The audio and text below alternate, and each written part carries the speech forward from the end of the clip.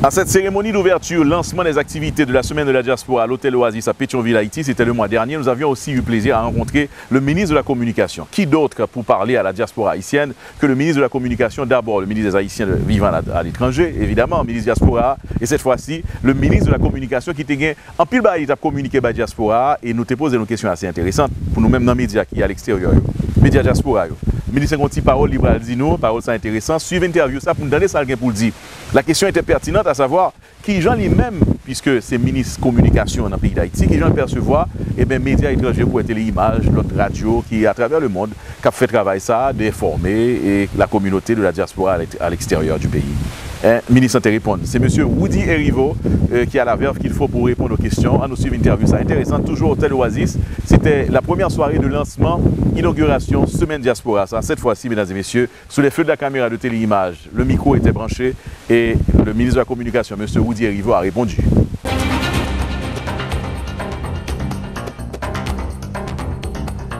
Et il faut d'abord les saluer, les féliciter aussi de leur engagement dans la vie politique de ce pays, socio-économique et politique d'Haïti. Maintenant, sur ce dernier aspect, on sait que leurs revendications, leurs attentes sont multiples. Il faut qu'ils sachent qu'ils doivent être en confiance. Parce que j'étais sénateur de la République et lors d'une tournée aux États-Unis d'Amérique et dans toutes les grandes villes que nous avons visitées, eh bien, il y a eu une seule revendication qui peut se résumer en ces termes. Nous voulons être partie prenante de la vie politique de notre pays. Nous jouons, je parle de la diaspora, de nos compatriotes et qui nous regardent et nous écoutent maintenant. Et je pense que ça a été bien de leur part. Et ce que je peux ajouter, c'est que de manière unanime, à l'unanimité, les parlementaires qui étaient présents avec moi au cours de cette tournée, ils avaient pris un engagement et répondu favorablement à cet appel, à cette demande ô combien légitime de nos frères et sœurs de la diaspora. Bon, je suis là pour leur dire de ne pas se laisser gagner par le scepticisme ni le découragement, mais de rester confiants. De rester confiants parce que et le président de la République, et le Premier ministre, et les membres du gouvernement, et même pratiquement tous nos compatriotes, eh bien, nous sommes d'accord sur ce point.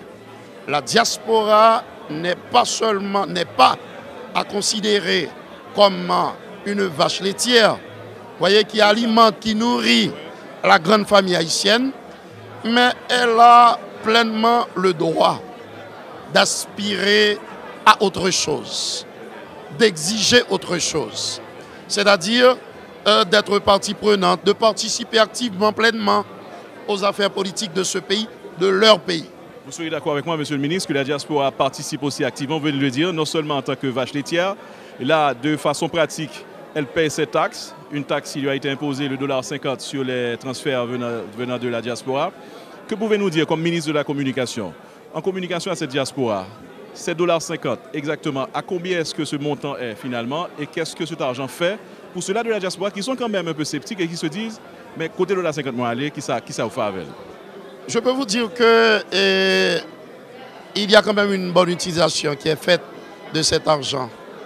Il y a une utilisation rationnelle qui est faite de lui. Et que sur ce point précis, cet aspect précis, la diaspora peut être également en confiance. Et pas de panique.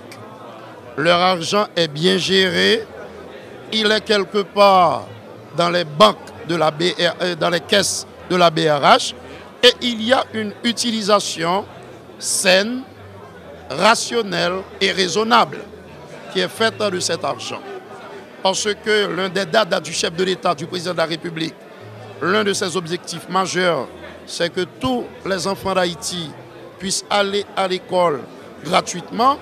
Et là, nous sommes dans une dynamique remarquable sur cet objectif, bien sûr, qui est au cœur des préoccupations du président de la République. Les chiffres sont là pour en prouver, pour en témoigner, pour le prouver, pour en témoigner. Quand pile de monde qui prend l'école au fil des jours.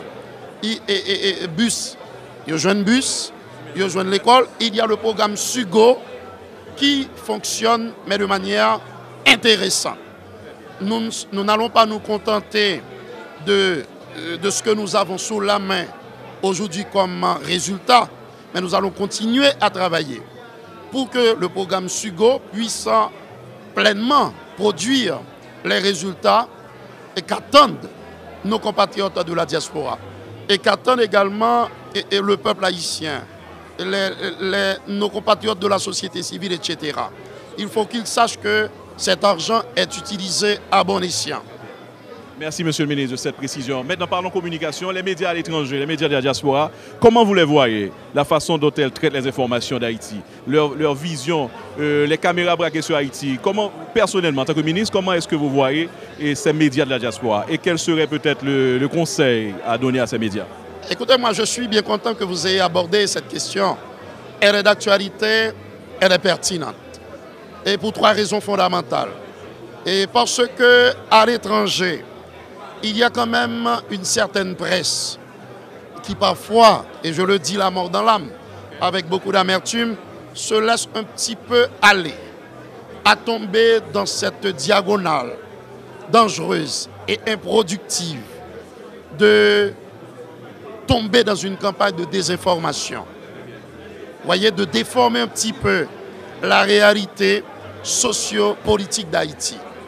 À ses compatriotes qui font leur travail, mais qui le font parfois, je dirais, de manière un petit peu indisciplinée et malsaine, de se reprendre. Nous avons beaucoup de choses à offrir et à présenter, non seulement aux Haïtiens qui vivent de l'autre côté de l'océan, mais également aux étrangers, aux investisseurs qui veulent venir ici afin d'investir.